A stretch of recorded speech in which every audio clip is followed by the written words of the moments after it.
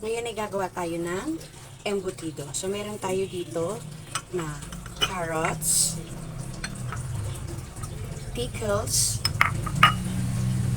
bell pepper, onion, raisins, and cheese. Siyempre, hindi mawawala dyan yung itlog and hotdog. Ito ay ano lang naman to, optional kung gusto niyo maglagay. Tapos, meron tayong green peas. Yan. Yung ating meat,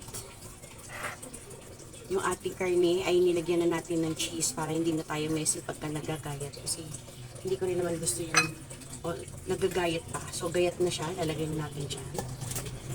Tapos, gagamit tayo. Hindi ako gumagamit ng harina sa paggawa natin ng embutido. I'm more on bread. Ayan. Kaya kung ikaw, halimbawa, meron kang pasty na medyo, ano na siya, yung yung mga dulo-dulo, mga ayaw kainin ng mga bata, yung ayaw kainin ng pamilya natin. So, ang gagawin mo lang doon ay isi-shred mo lang siya ng mas maliit. Tapos, pwede mo siyang ilagay sa rep. Tapos, pwede mo siyang gamitin as binder ng iyong embutido if you want.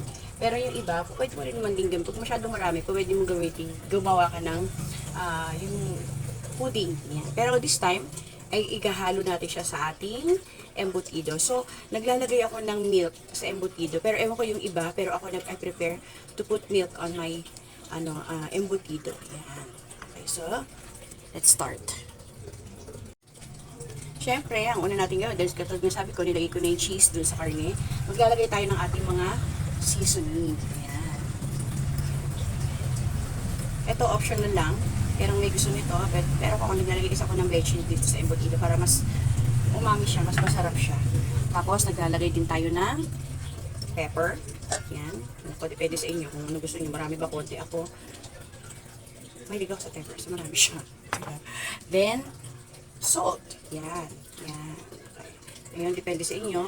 Huwag masyado munang marami kasi mas madaling habulin yung alat kaysa doon sa maalat. Tapos, wala ka na magagawa. Mas maalat na siya. So, ang gagawin lang natin, i-combine lang natin lahat ng ingredients na meron tayo. So, like I said earlier, yung milk, ilalagay na natin. Ako mahilig ako sa milk. Tapos, yung ating carrots. Yan. Tcharan! O, diba? Carrots lang yun dahil. Tapos, ang ating pickles. Yan. Sarap sa embutido yung pickles. Tapos, yung ating red bell pepper. Pero kung gusto mo lagyan ng green, nasa sayo. It's your choice. Siyempre, hindi mawala ang ating onion. Onion yarn. Yan. Tapos ang ating wala kamatayang raisins. Tapos nag-bake ako ng cake, nilalagay ko din ito eh. Sa ibang bread yun. Sa muffins, yan. So kaya meron ako mga ganito. Tapos green peas. Ito optional lang. Hindi ko alam kung naglalagay yung iba. Pero ako naglalagay ako.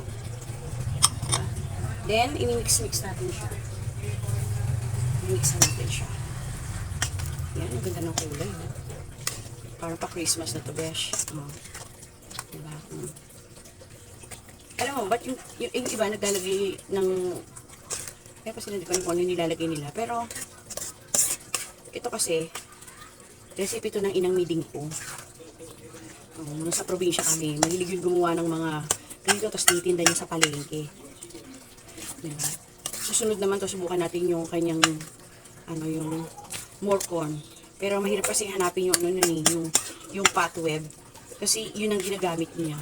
Hindi siya gumagamit ng foil or any basta pot web lang. Kaya pag niluluto niya yun, ang sarap talaga. Mabenta talaga siya. Nung ubos yun, kahit na 50 pieces pa lutuin noon, isang gabi lang ubos yun.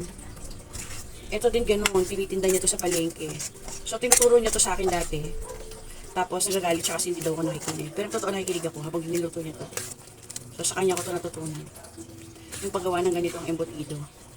Sabi ko, nung inang mo tinalagyan mo ng gatas. Actually, ito nga, ipag lang nilagay ko dito. Nung inang ko nilalagyan niya, alam mo, gatas ng kalabaw or gatas ng kambing. Napakasarap. Akala niyo lang di ako nakikinig. Pinapanood ko siya. Mahirap lang kasi magseryoso kay inang miding. Pagka yung pinanood mo siya, later on, hindi na siya yung gagawa. Ikaw na, bahala ka na sa buhay mo. Gawin mo na siya. Yun, ganun siya. Pero hindi niya ako pinatitinda sa palengke nito. Ewan ko ba? Papaready niya lang yung madaling araw. Tapos yun. Ayan, ang ating embutido. So, nasa sa inyo kung nadamihan niyo pa. Ngayon, katulad na sabi ko kanina, hindi kami gumagamit ng flour sa binder. So, ginagamit namin ay ang bread. So, sa inyo, ako medyo gusto ko medyo buo-buo ng ganito. Kasi, pag buo-buo siya ng ganito, para na rin siyang meat later on. Kapag ka, ano siya, yung na-mix na siya doon sa meat, tapos nilagay mo na siya, tapos inan mo siya, para siya karne. So, nagiging ano siya, mas masarap siya, promise. Mas masarap siya. Napansin nyo, hindi na ako naglagay ng egg dito as parang ano, kasi dahil dun sa ano, sa milk, kaya hindi na ako naglagay pa ng egg. Ayan. So, diba? Alright. Iba kasi pag yung ano, yung bread ang ilalagay mo. Pag bread yung ilalagay mo, ano siya, pag niluto mo na siya, hindi siya matigas. Diba yung iba pag lumamig na siya, tumitigas na siya ng, ano ko ba, pero nakakaya ako ng gano'n eh, matumitigas. Pero ito, ay inang midi, yung ganito niya, hindi tumitigas. I'm going to use my hand na. Marilis naman kasi nakagwantes ko. Ayan. Para kasi mas nakahalo siya ng maigi. Ayan. Tapos, ayan, mix-mix yan lang yan. Last year, nakabenta ako ng ganito. Ginawa ko siyang business. Diba? Business lang. Actually, pwede mo siyang gawing business. Kaya lang wala lang kasi akong ref na yung malaki yan. Kapag gumawa ka ng marami, ay pwede mong itago doon. Tapos pagka gusto mo ganda ganyan, hindi ref lang eh. Siguro pagka may freezer na lang ako, yun. Ayan. Ayan, diba? So, ayan po. So, tikman natin siya ng konti. Tikman ko siya ng ganyan. Oh, I like it, nice. Nice siya. Ayan, diba? Di ba naglalagay ng ketchup? Para sa naglalagay sila ng ketchup para maging reddish. Pero ako hindi na siguro kung maglalagay ng ketchup. Ayan. Hindi na tayo maglalagay. Pero lagyan natin ng konti pang salt. You know why? Medyo ano siya. Medyo tumabang siya ng konti po. Medyo tumabang po siya ng konti. Ayan. May maingay sa likod ko. Yung aking asawa yan. Ewan ko ba. Kaya pag pinost ko to sa YouTube, pag pinost ko to sa channel ko, dinig ko talaga yung boses niya, besh. Ganun. Oh. Lagi niya itataon niya na nag-video ako. Ewan ko ba. Pero pandagdag ng ano yan. Pandagdag yan ng ano. Tama, di ba? Wala siyang ano. Ewan ko ba. Yan. Ayan. Di ba? Yan, halu-haluin natin. Nagdagdag ako ng paminta kasi gusto ko talaga medyo may ano na paminta. Yan. Ito, ginagawa ko para lang sa bahay. Dito na sa bahay to. Para ano, pag yung wala ako, yung anak ko lang nandito sa bahay, pwede sila. Now, yan. See? Ayan na po siya. Ngayon, ipapack natin siya. Lalagyan natin siya sa foil. Papakuluan natin siya. So, ready na ang ating steamer. Kikita niyo mamaya na. Pati na siya. Pinabalo. Ayan, ito. Ready na sa ating na ilalagay natin dito sa foil. Kung may naririnig kayong ibang sounds, sorry po, nandito po ako sa dirty kitchen namin. Dito ko po siya ginagawa. Ayan. Tapos, ipa-flatten lang natin siya. Ipa-flat natin siya ganyan. Yan. Nagpainit na ako ng tubig. Niready na natin yung ating, yung ating hot water. Diba? Or diba? Nasa sa'yo, kung gusto mo mataba, bongga mo na. Total, pang bahay nyo lang naman, di ba? Pero pang business, syempre, ano yan, may sukat baga. Tapos, ito, optional lang to mga my dear. Ayan, gusto nyo ilagay sa buong hotdog ba? Parang napaka-generous naman natin ngayon gabi na ito, di ba? Pero generous lang ang natin. Ayan.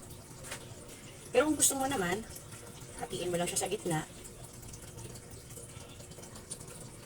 Ayan. Any hotdog na prepare mo, nasa sa yung desisyon. So, wala naman tayo pinapromote na anything dito, no? Kahit anong hotdog. Ayan. Ayan, o, diba? Alright. Tapos, lagyan mo ng cheese. Yung iba, ang ginagamit nila dito, sausage. Pero dahil wala tayong pang sausage, hotdog lang, besh. Ayan. Tapos, ito, lagyan mo nitong egg. Diba? O. Ayan. Minaririnig kayong nanonood. Nanonood sila ng movie. Kaya dito tayo sa Dirty Kitchen. Ano nito, kasi nanonood sila. Ewan ko ba sa kanila. Ayan. Ayan.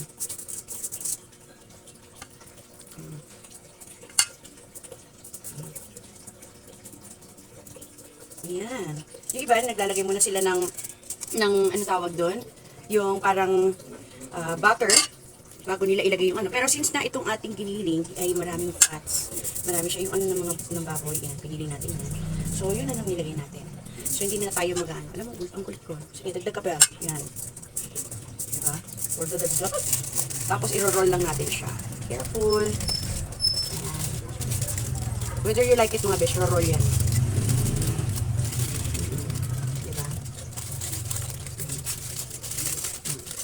Susunod yan. Masunod mo rin ang ating foil ngayon.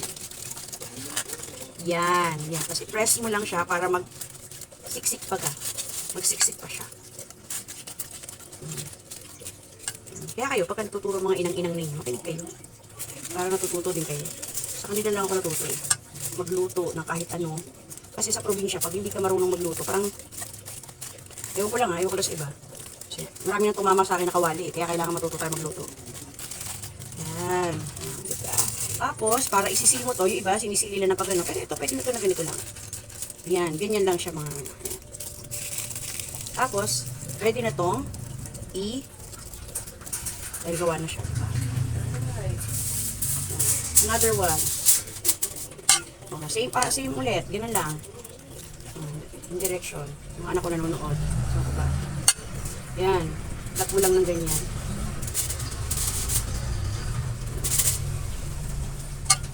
Diba? Tapos ano ba, naparami yung gawa mo. Naparami, wala ka ng foil. Hindi, huwag ka makabahan. Lagyan mo lang ng ano yan. Ayan. Roll lang.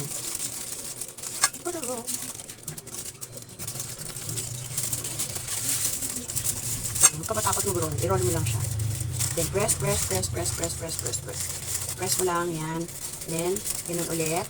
Then, yan. Sa isang mixture ay marami kang pwedeng magawa. Pwede siya cardinera or bilo-bilo, mga bilo-bilo. Yung ibig sabihin yung balls. Yan. So, yun lang ang sauce. Yan. So, may pinainit na tayo dito sa ating foil. Ready na. Pakukuluan na natin siya.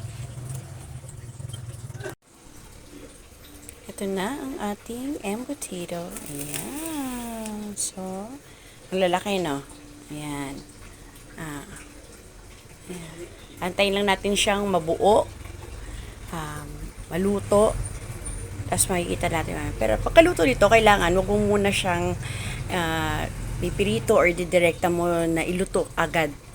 Actually, parang luto na rin talaga to eh. Pero yung iba kasi pinipirito pa nila. So, pag gagawin mo muna, ay palalamigin mo muna siya.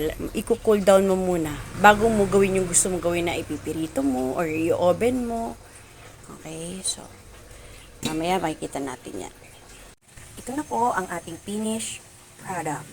Finished product ng ating embutido. Yan. Ang isang mixtures na ginawa natin ay, tulad ng sabi ko nung nakaraan, pwede tayong gumawa doon ng, unang-una sa lahat, syempre itong embutido. Pangalawa, pwede kang gumawa ng meatballs, pwede kang gumawa ng hardinera, patok na patok ngayon, at pwede mo siyang gawing negosyo.